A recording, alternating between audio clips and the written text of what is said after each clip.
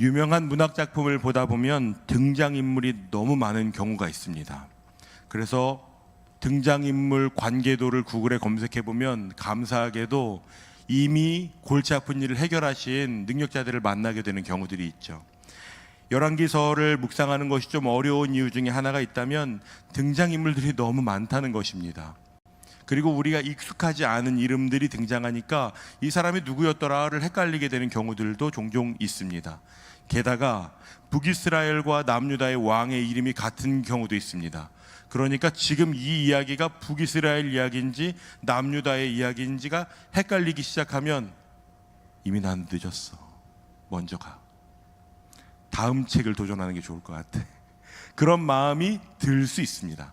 나만 그런 것이 아니라 괜찮은 척하고 있는 여기 있는 모든 분들이 대부분 이 사람은 누구야?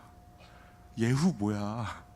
그러니까 포기하지 마십시오. 여러분, 이 열왕기서 말씀을 꾸준히 묵상하면서 그 가운데 이스라엘의 역사뿐만 아니라 그 시대 상황 속에서 하나님의 말씀을 따라 살아가던 사람들, 혹은 하나님의 말씀을 부정하거나 하나님이 원하시지 않던 길을 살아가던 사람들, 그 사람들의 이야기, 특히 왕이나 통치자들, 이 사람들이 어떤 결정을 했는지를 우리가 알 수 있게 되기 때문입니다.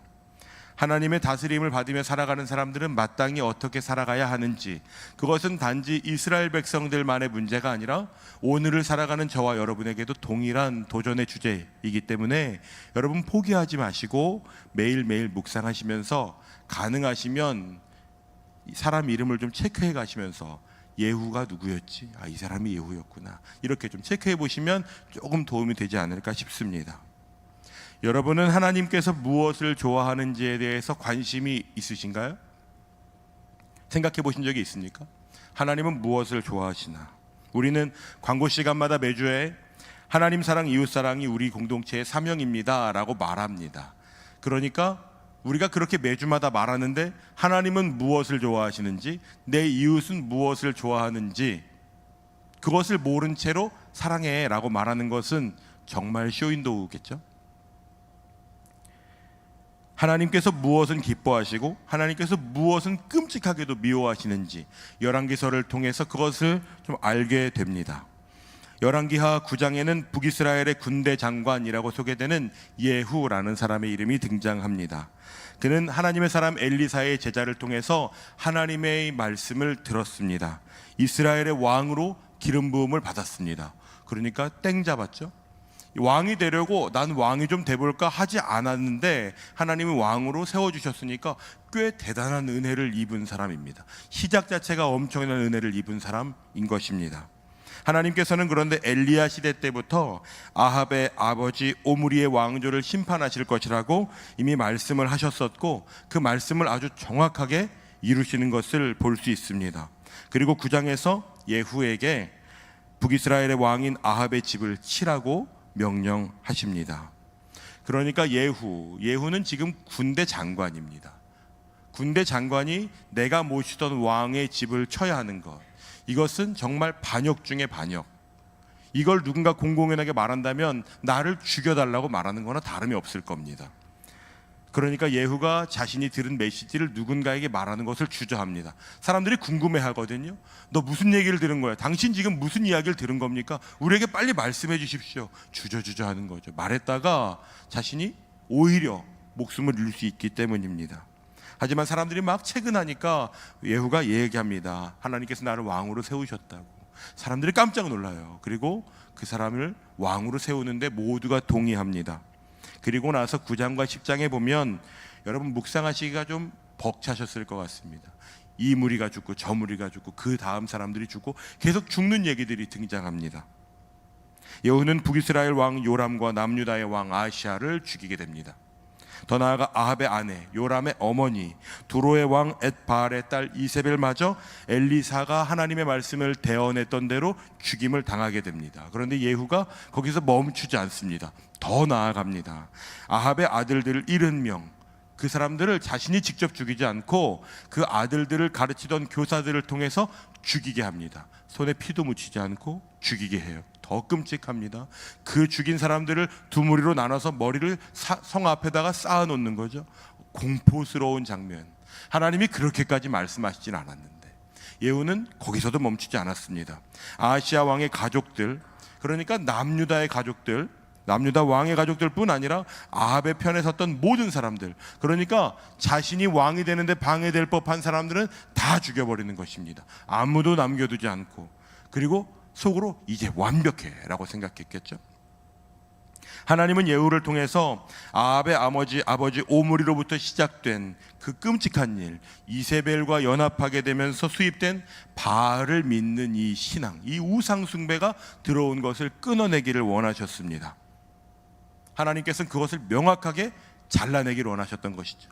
그리고 예후가 그 일들을 하는 것입니다. 두로와 시돈이라고 하는 이방 땅과 전혀 다를 것이 없어져 버린 이스라엘 백성, 하나님의 백성들에게 부정한 것을 하나님이 끊어내는데 예후를 사용하신 것입니다. 예후도 아주 힘있게 그 모든 사람들을 진멸하는, 그러니까 정말 힘을 다해서 했을 겁니다. 어느 정도, 이 정도면 괜찮나 정도가 아니라 온 힘과 정성을 다해서 왕가뿐만 아니라 제사장들, 바알을 섬기던 사람들, 그러니까 지금 이스라엘 땅의 북이스라엘엔 바알을 섬기던 어떤 흔적도 없어졌을 겁니다. 적어도 사람들은 모두 다 죽임을 당했을 겁니다. 그리고 나서 등장하는 것이 오늘 저희가 함께 읽은 28절부터 시작하는 본문입니다. 28절 말씀을 한 번 더 함께 읽어보겠습니다. 예후가 이와 같이 이스라엘 중에서 바알을 멸하였으나, 예후가 한 일은 정말 위대한 일입니다. 바알 숭배는 단지 이스라엘이나 주변 사람들뿐만 아니라 당시에 고대 근동에 있던 대부분의 나라가 하던 것입니다. 모양에는 차이가 조금 있지만 이집트도 바알을 숭배했고 메소포타미아 일대에 있는 대부분의 나라가 바알을 숭배했으니까 그것은 어떤 의미냐면 단지 우리가 바알을 믿지 않을 거야가 아니라 모두를 적으로 돌리는 겁니다. 우리는 오늘부터 바알과 결별했다. 대단한 일입니다. 아합의 온 집과 그들에게 속한 모든 자가 멸절되기까지 흔적도 없이, 꽤 대단한 일인데, 문제는 그의 수고나 그가 한 일, 그가 했던 위험 부담을 생각하면 28절과 29절 사이에 있는 그 아주 꺼림직한 부분이 있다는 것입니다. 잘 생각해 보십시오. 북이스라엘과 남유다의 모든 왕이 다 죽임을 당했습니다. 두 나라는 이제 새롭게 시작할 수 있는 기회를 얻었죠. 바알을 섬기던 사람들이 멸절되었습니다. 그러면 이제 그들은 하나님은 무엇을 기뻐하시나를 물어야 합니다. 그들은 하나님의 사람 엘리사가 우리에게 무엇을 말해줄까를 가서 물어보아야 하는 것이 자연스러운 것입니다. 하나님으로부터 시작된 일, 하나님이 그것을 출발케 하셨다면 그들은 그 끝에 하나님께 나아가서 물어야 하는 것이 당연한 것입니다. 그런데 안타깝게도 오늘 읽은 28절과 29절 사이에는 제 눈에는 쉼표가 있는 것처럼 보입니다. 한번 같이 읽어보겠습니까? 28절과 29절입니다. 예후가 이와 같이 이스라엘 중에서 바알을 멸하였으나 이스라엘에게 범죄하게 한 느밧의 아들 여로보암의 죄, 곧 베델과 단에 있는 금송아지를 섬기는 죄에서는 떠나지 아니하였더라. 28절이 멸하였다로 끝나면 좋겠습니다. 그리고 남과 북에 있었던 금송아지도 없앴다면 얼마나 좋겠습니까? 그런데 오늘 본문에서는 멸하였으나 라고 하는 28절과 떠나지 아니하였더라 라는 29절이 함께 기록되어 있습니다. 바알을 멸하는 일, 엄청난 종교 개혁을 이루었지만 하나님이 그를 통해 이루기를 원하셨던 그 일이 시작된 원초적인 문제, 하나님은 그것을 다루고 싶으셨을 것입니다. 그런데 예후는 지금 그곳에서 멈춰버렸습니다. 오늘날 이스라엘 백성이 이 모양으로 살게 된 그 원초적인 이유, 그 근원적인 문제를 해결하지 않고 멈춰버린 것입니다. 성경에 좀 관심이 있는 분들이 계시면 느밧의 아들 여로보암이라고 하는 이 사람에 대해서 좀 관심이 있으신 분이 있을지 모르겠습니다. 이 사람은 왕이 될 상이 아니었습니다. 왜냐하면 열왕기상 11장에서는 이렇게 말하고 있기 때문입니다. 그는 솔로몬의 신하 느밧의 아들이라고, 왕족이 아닙니다. 그러니까 자신이 혈통적으로 결핍이 있었겠죠. 나는 왕이 될 만한 사람이 아니었는데 왕이 되었다. 그런데 문제는 그 사람이 느끼는 그 결핍이, 그 사람이 느끼고 있는 핸디캡이 하나님이 자신에게 해주셨던 약속보다도 여전히 더 크고 여전히 그 사람의 마음을 주장하는 것이 되었다는 것입니다. 열왕기상 11장 37절과 38절을 보면 하나님께서는 다윗에게 하셨던 명령을 그에게도 동일하게 하셨습니다. 그런데 문제는 여전히 여로보암은 출신 성분과 지금 내가 처한 상황, 이스라엘 백성들은 내 백성인데 성전이 지금 우리 국경 밖에 있어서 공공연하게 성전을 향해서 국경을 넘어야 되는 이 꺼림칙한 일, 이건 너무 불편한데, 이건 나에게 좀 정치적으로 위험이 되겠는데 하는 그 불안감이 그에게 북이스라엘의 남쪽과 북쪽에 각각 금송아지를 만드는 결정을 내렸습니다. 신전을 만들고 하나님께서 허락하신 제사장들, 하나님께서 구별하신 하나님의 사람들이 아니라 일반적인 사람들을 제사장으로 세우고 흉내를 내게 합니다. 북이스라엘 사람들은 아마 우리 왕이 이것을 인정해 줬으니까 이게 이제 오늘부터 우리의 하나님이야 라고 생각했을 겁니다. 여러분 생각해 보십시오. 그것만큼 끔찍한 일이 없습니다. 우리는 여호와 하나님을 예배하고 있지 라고 생각하는데 하나님은 그 제사를 받으실 수가 없는 것입니다. 엉뚱한 곳에 가서 엉뚱한 방식으로 하나님이 전혀 기뻐하시지 않는 것으로 아무리 수고하고 애쓰고 아름다운 것을 드린다고 해서 하나님이 그것을 받으시지 않습니다. 정확히는 받으실 수가 없습니다. 그런데 지금 예후가 바알과 관련된 사람들, 바알을 멸하는 일을 해냈으면서 그 나머지의 영역에는 손을 대지 않고 있는 것입니다. 왜 그럴까요? 자신이 왕으로 통치하는 데는 오히려 이 신상이 남아있는 것이 좀 더 유익하기 때문입니다. 괜히 사람들의 마음을 좀 사가지고 내가 지금 통치하는데 이것도 없앱시다 라고 말하면 당신은 역시 정통성이 없다고 공격당할 수 있는 것 아닙니까? 우리의 왕의 선조께서 이 일을 말했는데 당신은 무슨 권리로, 그런 복잡한 일을 만나게 되는 것입니다. 그래서 멈춰버리는 것이죠. 그건 좀 놔두자, 나중에 언젠가 기회가 되면. 그런데 오늘 본문 30절을 보면 좀 이상합니다. 하나님께서 이렇게 말씀하십니다. 함께 읽어보겠습니다.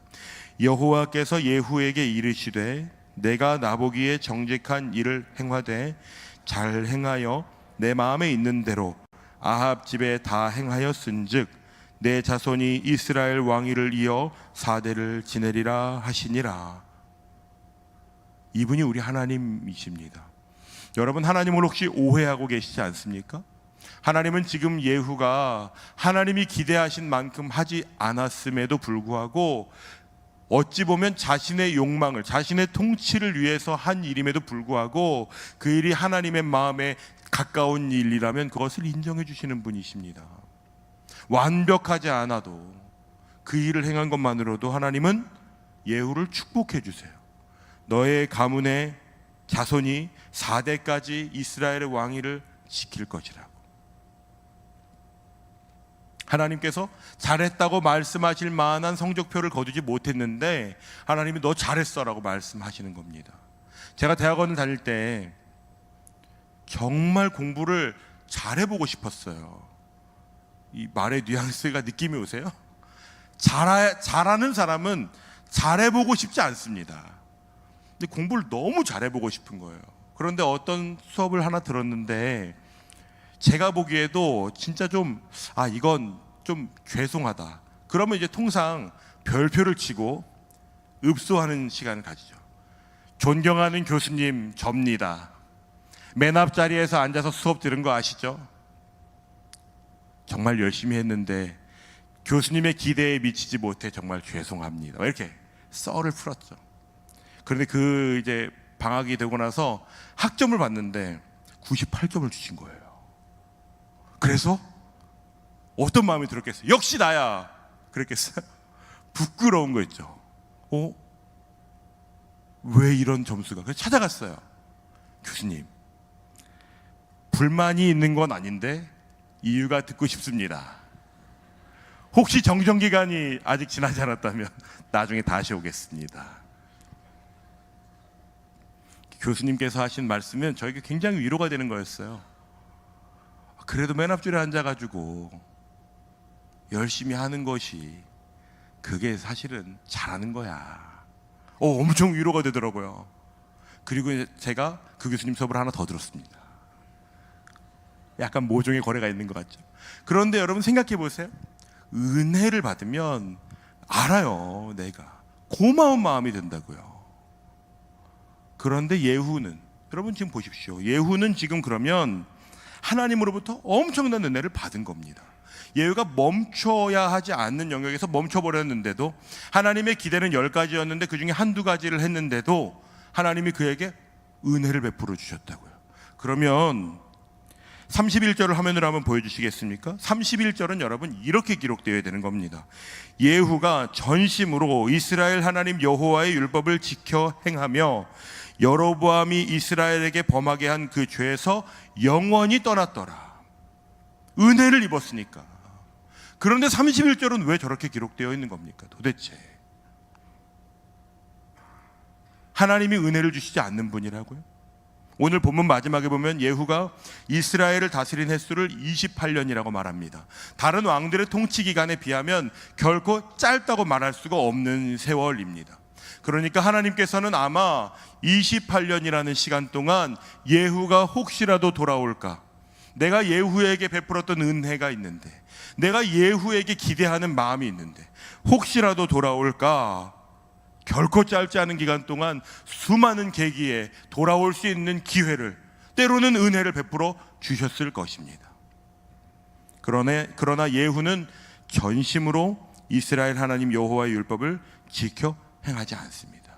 슬프지 않습니까?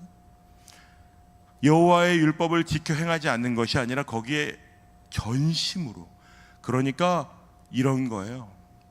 온 마음을 다해 그 반대로 사는 겁니다. 그러니까 공부했을 겁니다. 여호와의 말씀 반대로 살아야 되기 때문에 하나님이 원하시는 것이 무엇인지를 공부했을 거라고요. 끔찍하지 않습니까?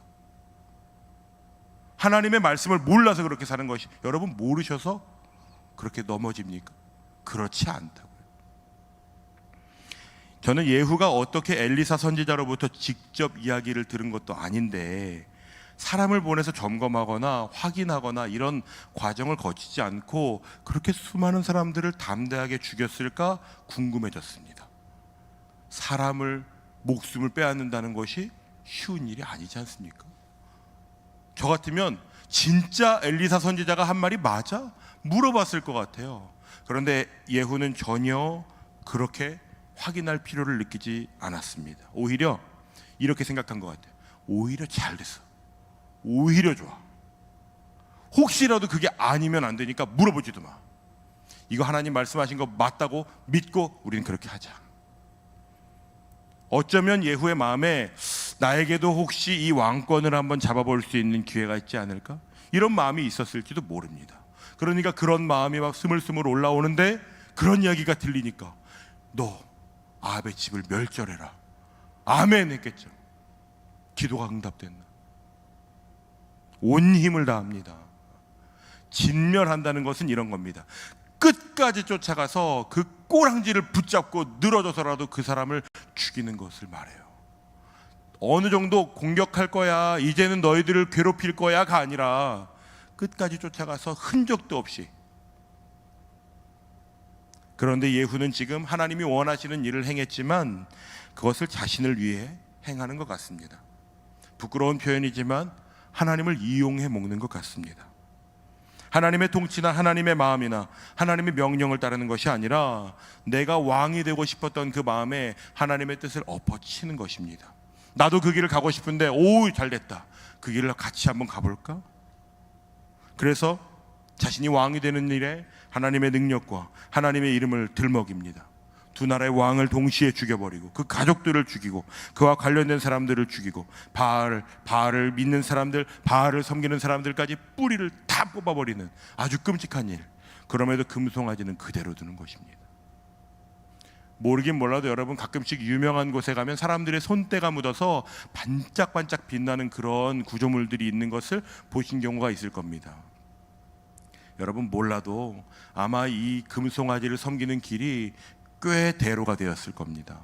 수많은 사람들이 그 금송아지 앞에 머리를 조아리면서 우리를 애굽에서 구원하신 여호와 하나님이시여라고 외치며 살아가고 있었을 겁니다. 예후가 통치하는 시간 내내. 하나님이 그 시간 동안 그것을 지켜보고 계셨습니다. 그러면 괜찮은 겁니까? 하나님이 가만히 계시니까? 결국 하나님께서 칼을 뽑아 드십니다. 그리고 하나님이 행하시는 일이 무엇인지 보십시오. 32절입니다. 우리 함께 읽어보겠습니다. 32절과 33절입니다.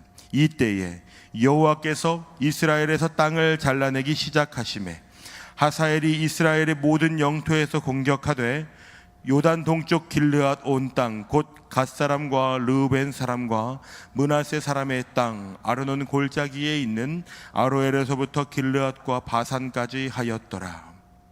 이 땅은 그냥 땅이 아닙니다. 하나님이 이스라엘 백성들에게 모세에게 약속하셨던 그 땅, 이스라엘의 선조들이 애굽에서 나와서 젖과 꿀이 흐르는 땅, 하나님의 임재가 있는 곳, 이제는 헤매지 않아도 되는, 이제는 광야살이를 그만하게 되는 그 땅, 하나님의 권세와 능력이 드러나셨던 땅, 하나님께서 그 땅을 친히 잘라내시는 것입니다. 그 땅은 하나님의 권세와 능력이, 하나님이 어떤 분이신지, 하나님의 성품이 실현되어야 하는 땅입니다. 신명기 말씀에서 하나님이 가르치시고 디자인하시고 하나님께서 내가 원하는 것이 무엇인지 봐라 라고 말씀하셨던 하나님의 법도와 방식이 이루어져야 마땅했던 땅입니다. 그런데 그 땅에서 우상 숭배가 멈추어지지 않고 하나님께서 기대하셨던, 하나님이 끝내기를 원하셨던 일이 멈추어지지 않고 계속되자 하나님께서 그 땅을 잘라내기 시작하십니다. 어떤 주석에 의하면 이렇게 표현합니다. 가나안 지역의 호랑이였던 이스라엘이 고양이로 쇠퇴해버리고 말았다. 주변 나라들이 이스라엘을 볼 때 저 나라는 뭔가 좀 이상해, 전투를 준비했던 나라도 아니고 애굽에서 종살이 하던 걸 뻔히 아는데 저 나라가 어떻게 저런 영광스러운 성전을 짓고 어떻게 저렇게 융성하게 살 수 있지? 주변 나라들이 궁금해했을 것입니다. 그런데 그 영광이 줄어들게 되는 것입니다. 하나님의 영광이 점점 축소되는 것입니다. 그리고 예후의 삶은 그렇게 끝나버렸습니다. 열왕기서에서 나타나는 것이 있다면 왕을 세우시는 분도 패하시는 분도 하나님이시라는 것입니다. 그런데 그게 꼭 이스라엘이라고 하는 나라에만 국한된 것이 아닙니다. 열왕기상 19장 15절에 보면 이렇게 기록되어 있습니다. 여호와께서 그에게 이르시되 너는 내 길을 돌이켜 광야를 통하여 다메섹에 가서 이르거든 하사엘에게 기름을 부어 아람의 왕이 되게 하고, 하나님께서 아람의 왕도 세우십니다. 그리고 본문 32절의 기록처럼 이렇게 기록하고 있죠. 그 하사엘이 이스라엘의 모든 영토에서 공격하기 시작하는 것입니다. 하나님께서 세우신 그 사람을 통해서 하나님이 직접 자기 자신의 땅, 자기 자신의 나라를 잘라내기 시작하셨습니다. 하나님은 여로보암에게도 약속하셨고 여로보암의 길을 걷던 어떤 왕에게도 동일하게 기회를 부여하셨습니다. 그러니까 누구든지 아버지를 따르는 선택을 할 수도 있었지만 하나님을 경외하는 선택을 할 수 있는 기회가 있습니다. 여론을 따르거나 안전한 선택을 할 수도 있지만 하나님의 말씀이, 하나님이 기뻐하시는 길을 따를 수 있는 기회가 있는 것입니다. 그런데 그 가운데 이스라엘의 대부분의 왕들이 하나님을 향해 나아가는 길이 아니라 자신이 왕이 되는 길을 선택합니다. 하나님이 무엇을 기뻐하시는지 여러분, 거기에 여러분의 관심이 있으십니까? 우리는 학창시절에 국가의 3요소가 무엇인지 배웠습니다. 여러 가지 요소들이 있겠지만 보편적으로는 국민과 주권과 영토가 나라를 구성하는 요소라고 배웁니다. 그렇다면 하나님의 나라는 어떻게 구성되는 것입니까? 그 나라의 주권은 누구에게 있습니까? 세워진 왕에게 그 나라의 주권이 있습니까? 주변에 있는 수많은 나라들은 그렇게 통치되는 나라일 것입니다. 그런데 하나님은 분명히 말씀하셨습니다. 내가 너희의 왕이 될 것이라고. 그렇다면 그 왕의 주권은 하나님께 있어야 마땅한 것입니다. 지난주 설교 기억나십니까? 보냄을 받은 사람은 보낸 자로부터 받은 사명이라는 것이 있는 겁니다. 그것을 감당하는 것이 보냄받은 이유입니다. 그리고 그 감당하는 것이 마땅한 것입니다. 하나님이 세우신 왕은 하나님의 명령을 따라야 하는 것입니다. 하나님의 말씀에 기준한 선택을 해야 하고 하나님께 복종해야 되는 것입니다. 그런데 그들이 하나님을 경외하는 길을 따르지 않습니다. 왕들이, 하나님을 아는 사람들이, 제사장들로 세워진 사람들이 하나님을 경외하지 않습니다. 어떻게 일반 백성이 그런 세상에서 하나님을 경외하는 길을 따라가겠습니까? 그래서 하나님께서 결정하신 것이 하나님의 통치와 영광의 땅을 잘라내기 시작하는 것입니다.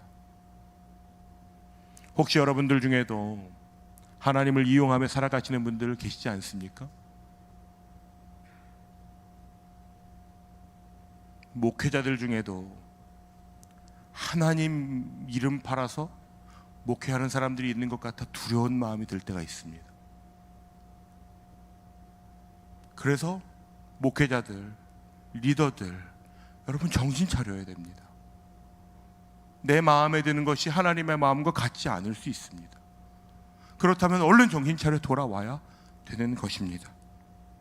나에게 도움이 되면 좀 이용해보고, 나에게 조금이라도 손해가 되거나 굳이 그렇게까지 해야 되나 싶으면 누구보다 빨리 뒷걸음질 치는, 예수 믿는 사람들이 그렇게 사는데 하나님을 모르는 사람들이 무엇을 보고 어떻게 살아가겠습니까? 여러분이 선 그곳은 하나님이 여러분을 보내신 곳이라는 믿음이 있으십니까? 그렇다면 그곳은 하나님의 통치가 드러나야 하는 곳입니다. 제가 있는 곳은 불합리한 게 가득해요. 여러분, 세상은 불합리한 게 가득합니다. 그래서 하나님이 어쩌면 우리를 그곳에 보내신 것인지도 모르는 거 아닙니까? 그런데 그곳에서 멈칫거리고 뒷걸음질 치면서 살아가며 나는 하나님 믿는 사람이지, 어쩌면 우리가 예후랑 똑같은 믿음으로 살아가고 있는 것은 아닌지 모릅니다. 하나님이 오늘 우리에게 그렇게 물으신다면 여러분 어떻게 대답하시겠습니까? 하나님께서 이스라엘 백성들에게 주시려고 했던 영토가 지금 잘라냄 당하기 전에 그 영토가 전부는 아닙니다. 여호수아 17장 말씀을 보시면, 그런데 이스라엘 백성들이, 저 노란 글씨가 보이십니까? 말이 많습니다. 하나님께서 너희들 그 땅을 향해 나아가, 내가 너희에게 그 땅을 주었다고 말씀하시는데 그들이 뭐하라고 말하는지 아십니까? 그들은 철병거가 있습니다. 우리 거기에 가기, 거기 너무 좁습니다. 그러니까 그 산지도 내 것이 되리니 비록 삼림이라도 개척하라. 그 끝까지 내 것이 되리라. 비록 철병거를 가졌고 강할지라도 내가 그를 능히 그를 쫓아내리라. 그러니까 하나님 모르시는 것이 아닙니다. 철병거가 있다는 것을 모르시는 것이 아닙니다. 이스라엘 백성이 싸울 만한 능력이 있어서 이긴 적이 없습니다. 그런데도 그들은 그렇게, 여호수아가 이렇게 말하는 것이죠. 너희가 어느 때까지 지체하겠느냐. 나아가야 되는 곳이 있는데 나아가지 않으니까 정복되지 않습니다. 혹시 여러분에게 남겨둔 금송아지는 무엇이 있으십니까? 나 하나님 믿는 사람이라고 나 자신을 소개하는데 여전히 내게 남아있는, 여러분에게 있는 세련된 우상들은 무엇이 있으십니까? 저에게는 염려가 있습니다. 목회자들은 미래에 대해 걱정하지 않을 것 같습니까? 속지 마십시오. 고민이 많습니다. 하나님이 내게 원하시는 것은 무엇일까? 하나님 나를 목사로 보내셔서 무엇을 기대하실까? 사역에 대한 염려가 많습니다. 단기 선교팀이 16시간 동안 버스를 타고 케냐에서 탄자니아까지 이동해서 가는 동안 불안합니다. 내일 인도네시아 팀이 귀국하고 토요일 날 탄자니아 팀이 귀국하거든요. 불안해요. 염려가 됩니다. 청년들 중에 좀 어려운 일을 겪는 청년들 이야기를 들으면 마음이 미어지는 것 같아요. 다음 주에 볼 수 있을까? 이런 생각이 들 때도 있다. 하나님을 믿는다고 하면서 여러분 그렇게 남겨두는 것이 있는 것은, 다시 말하면 무엇인지 아십니까? 그만큼은 하나님을 사랑하지 않는 것입니다. 제가 아내를 사랑한다고 말하면서 적당히 사랑한다면 여러분 괜찮으시겠어요? 좀 힘드시니까 요즘은 적당히 사랑하시나 보다. 여러분 그런 게 어디 있습니까? 그런데 우리는 하나님을 사랑한다고 말하면서 하나님을 적당히 사랑하는 것에 너무 능숙해졌습니다. 조금만 불편하면 그거 모른 척 하면서 살아갈 때는 혹시 없으십니까? 여러분 혹시 습관적으로 짓는 죄들이 있으십니까? 그것과 정말 치열하게 싸워보신 기억이 있으셔요? 저는 이겨본 경험이 거의 없는 것 같습니다. 염려와 불안과 근심을 제가 마주해서 이겨본 적이 없어요.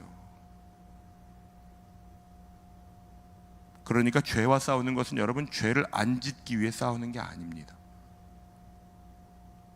성령의 충만함을 사모하며 살아가는 것입니다.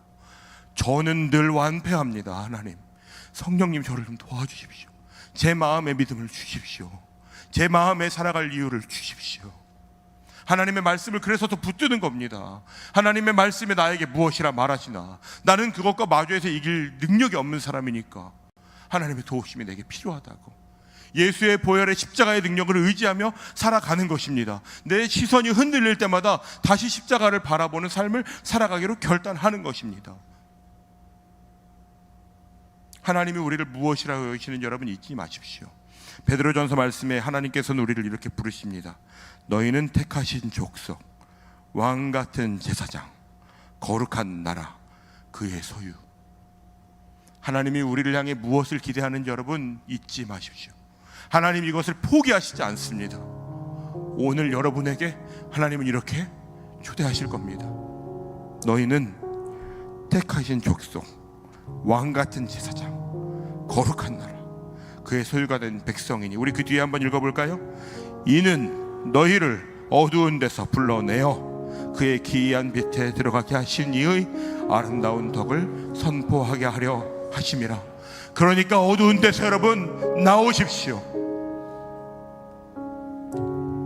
내 능력으로 죄와 씨름하는 것으로부터 여러분 하나님의 말씀으로 돌아오십시오. 성령의 충만함을 구하십시오. 여러분에게 남아있는 금송아지, 내가 얼마나 많이 만져서 이미 맨질맨질해져 버린 것 여러분 찍어버리십시오. 그거 다 내 눈앞에서 집어 던지십시오. 언제까지 그것을 품고 이게 나를 위로해 주는 거야? 하나님이 여러분의 삶의 영광이 되시기가 부족하십니까? 하나님의 영광이 내 삶에 충만해지면 내가 알고 사람들이 알게 되는 것입니다. 여러분 그것을 함께 좀 사모하시면서 나아가시지 않겠습니까? 세상에는 많은 사람들이 쉼표를 찍거나 모른 채 합니다. 누군가는 마침표를 찍어야 한다면 저와 여러분이 그 역할을 하면서 여러분에게 맡겨진 삶의 하루하루 현장 가운데 하나님의 통치가 여러분의 삶을 통해 드러나는 일, 그래서 하나님의 나라의 파수꾼들로 여기 계신 모두가 나에게 맡겨진 역할을 지키며 하나님의 영광과 하나님의 나라가 더 분명하게 드러나는 일에 우리의 삶을 다하며 살아가는 것이 오늘 저와 여러분을 향한 부르심입니다. 진리가 꽃을 피우는 일, 하나님의 성품이 무엇인지가 드러나고 증명되는 일, 거룩하게 진실하게 세상의 사람들이 살아가는 방식이 아니라 하나님의 사람들이 살아가던 그 방식대로 미련해 보여도 그 일을 살아가 온 땅에 충만하신 하나님의 영광을 드러내는 삶을 우리 함께 그렇게 살아갑시다.